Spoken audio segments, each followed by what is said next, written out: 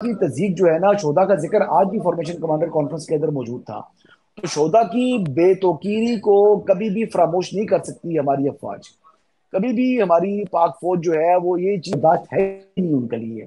تو جس طریقے سے بھی یہ سہولت کاری فراہم کر رہی ہیں، جو لوگ ایون کہ جن لوگوں کو بیلیں مل چکی ہیں، یہ بات یاد رکھنا، 9 مئی والے جن کو بیلیں مل چکی ہیں، جو ان کی کواشمنٹ ہو چکی ہے، جن کے اوپر ان کے پاس مصدقہ اطلاعات موجود ہیں، ان کے اوپر پکڑ دوبارہ آئے گی.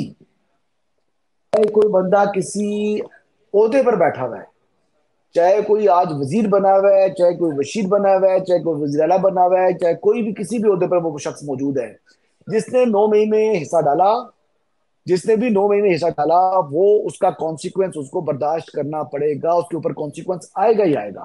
یہ نہیں ہو سکتا. اور ان کی سہولت کاری فراہم کرنے والے، چاہے وہ بیوروکریٹ ہیں، چاہے وہ جرنیل ہیں، چاہے کوئی جج ہے، ٹھیک ہے، ان کو بھی معاف نہیں کیا جائے گا.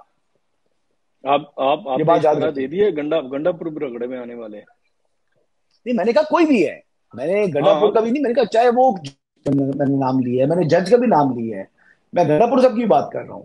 چاہے کوئی چیف منسٹر ہے، چاہے کوئی منسٹر ہے، چاہے کوئی ایم این اے ہے، چاہے کوئی ایم پی اے ہے، اور چاہے کوئی بندہ ایسا ہے کہ جس کا آپ کو بظاہر جو ہے وہ لگ رہا ہے کہ جی وہ اس میں ملوث نہیں ہے، اور ان کے پاس اگر ثبوت ہے تو وہ ملوث ہے، تو پھر اس کو. بالکل ٹھیک ہے. اچھا، بڑا یس اور نو میں بتائیے گا. ایک بغاوت کیس کا ابھی جو ہے ہوا چل رہی ہے، اور پنجاب گورنمنٹ کے پاس بھی کچھ اس طرح کی چیزیں ہیں. پنجاب کابینہ نے بھی کچھ اس طرح کی منظوری دی ہے، اور فیصل واڈا بھی کل بتا